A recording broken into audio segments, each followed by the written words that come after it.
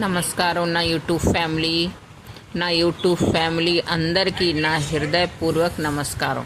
ఈరోజు మనం చాలా సులభంగా చాలా ఈజీగా జిలేబీలు చేయడం నేర్పిస్తున్నాను. ఇంకోటి ఒక బౌల్ తీసుకొని అందులోని ఒక గిన్నె ప్రకారం ఏటేటి వేస్తారో ఇందులో నేను చెప్తున్నాను. ఒక గిన్నె మైదా, చిన్న స్పూన్ ఉంటుంది కదా, నాస్తా అది కాదు, ఇంకొక దానికన్నా చిన్న స్పూన్లోని 4వ భాగం అంటే చెంచాకి 4వ భాగం ఉంటుంది అంత కొంచెం సోడా వేసేసి ఇందులో నీళ్ళు వేసేసి మనం కలిపిద్దాం. ఎలా కలుపుతామంటే ఇవి మనకు సేమ్ దోశ పిండిలాగా పలచగా కొంచెం ఉంటే చాలు.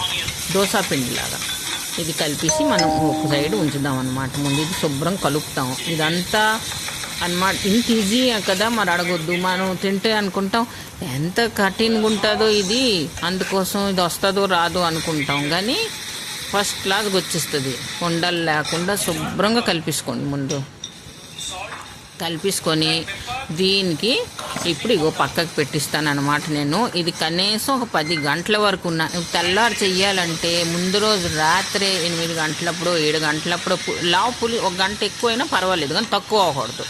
ఎందుకంటే దీంట్లో బబల్స్లు వస్తాయన్నమాట మీదకి.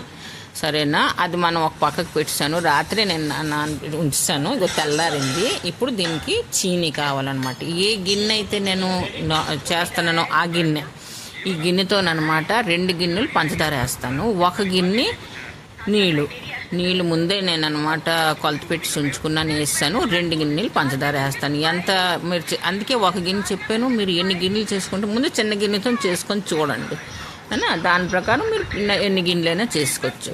ఇది లేత పాకం అంటే గట్టి పాకం రాకూడదు, ఎగ్దమ్ అంటే నీళ్ళలాగా ఉండిపోకూడదు.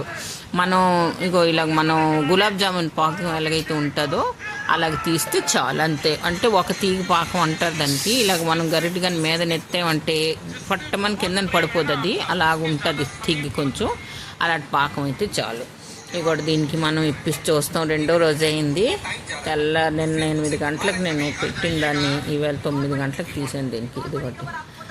ఇదిగోటి చూసారా ఎంత బాగా అనమాట. మీదకి అంత ఖమీర్ వచ్చిందనమాట మీదకి. దీంట్లోని ఇప్పుడు ఒక బౌల్ మనం తీసుకున్నాం కదా చిన్న గిన్నెతోని, మళ్ళీ ఒక గిన్నె పొడిపిండి, మైదాది పొడిపిండి అది వేసేసి శుభ్రం కలుపుదాం. ఒక్కసారి వేసిన తర్వాత నీళ్ళు ఇప్పుడు వేయొద్దు, కొంచెం శుభ్రం కలిపిన తర్వాత కొంచెం నీళ్ళు వేసేసి ఇప్పుడు అనమాట కొంచెం దోశ పిండిలాగా అనమాట కాకుండా, దోశ పిండి అయితే ఇంకా పలుచగా ఉంటుంది, దాని మీద కొంచెం థిక్గా కొంచెం అంటే ఇప్పుడు మనం ఎందులోనైతే తీసుకొని మనం వేస్తామో అదనమాట శుభ్రంగా రావాలనేసి కొంచెం థిక్గా, అంటే దోశ పిండి అయితే కొంచెం పలుచగా ఉంటుంది, దాని మీద కొంచెం థిక్గా మనం దీంట్లో కొంచెం నీళ్ళు వేసేసి ఉండలు లేకుండా.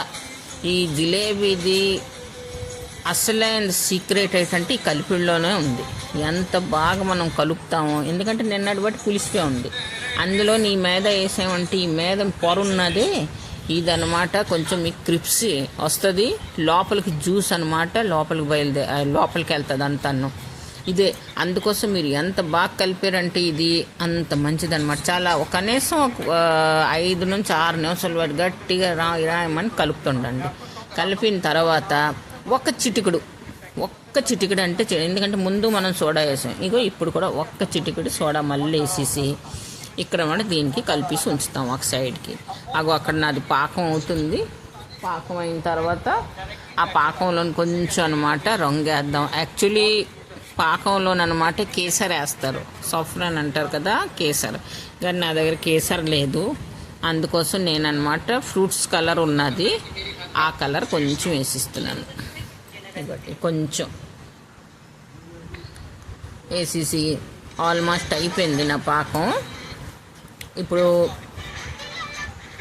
ప్యాన్ పెట్టేసి దాని మీద అనమాట ఉన్నోళ్ళు నెయ్యితో కూడా చేసుకోవచ్చు కదా, కానీ నేను నెయ్యి కాదు నూనెతోనే చేస్తాను.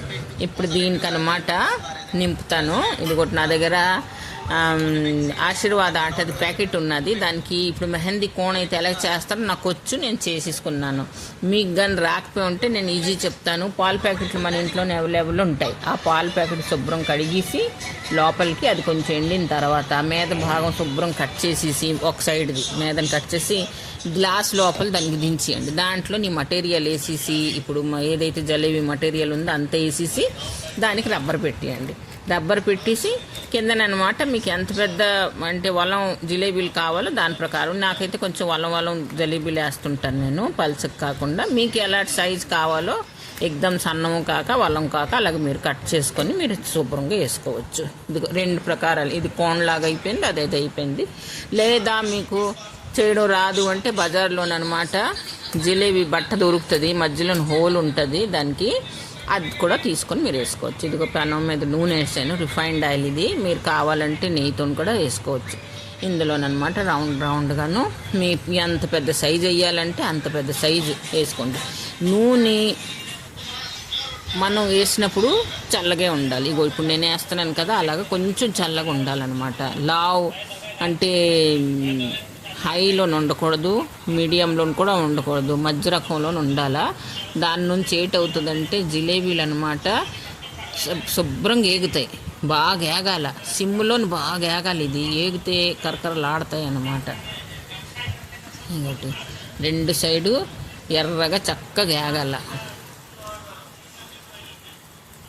ఇక నేను వేసేసి శుభ్రంగాను ఇవి నేను చూపిస్తున్నాను మీకు. ఇక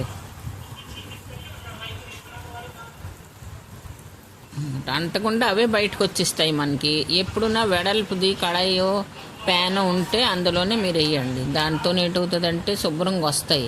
అంటే ఒకటికొకటి అంటకుండా అంటవులేండి, ఇంకొక ప్రకారం కూడా వేస్తారు, కానీ నేను ఇప్పుడు చెప్పను, ఇవే చూపిస్తున్నాను. ఇదిగోటి ఇదైందా, అక్కడ పాకం కూడా రెడీ అయింది. పాకంలో కొంచెం యాలక్ పొడి ఒకసారి చెంచా చిన్న చెంచాతో వేసేసి దానికి పక్కన పెట్టిస్తున్నాను. నా పాకం కూడా రెడీ అయిపోయింది అట్టకాసి.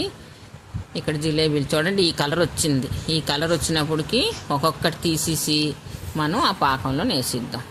ఇంకోటి వేసేసిన తర్వాత పాకంలో అలా ఉంచకూడదు. అవి 1-2 నిమిషాలు ఉంచిన తర్వాత వెంటనే మనం వేరే పళ్ళెంలోనికి షిఫ్ట్ చేసేయాలి. అవి దాని లోపలగానే ఉన్నాయంటే అవి కొంచెం పెత్తలాడిపోతాయి. అందుకోసం అది అందులో ఉంచకుండా వెంటనే తీసామంటే కరకరలు ఆడుకొని ఉంటాయి అన్నమాట. అవి తినడానికి కూడా చాలా బాగుంటుంది. ఇంట్లో చేసుకున్నామంటే బోల్డ్ అవుతాయి, తినడానికి కూడా బాగుంటాయి, టేస్ట్గా ఉంటుంది. మనం అనమాట చూడక్కర్లేదు ఇది ఇందులో నీటి కలిసి ఉందా ఇదా అదా అనేసి ఏమీ లేదు. మన చేతులతో మనం చేసుకుంటాం. స్వచ్ఛమైన వస్తువు అన్నమాట, కల్తీ లేకుండా చక్కగా చేసుకోవచ్చు. మైదా ఇవాళ రేపు వర్షాకాలం కదా, మైదా కొంచెం అనమాట జల్లెడితోని చనాయించేసుకొని శుభ్రంగాను యూజ్ చేసుకోవాలి.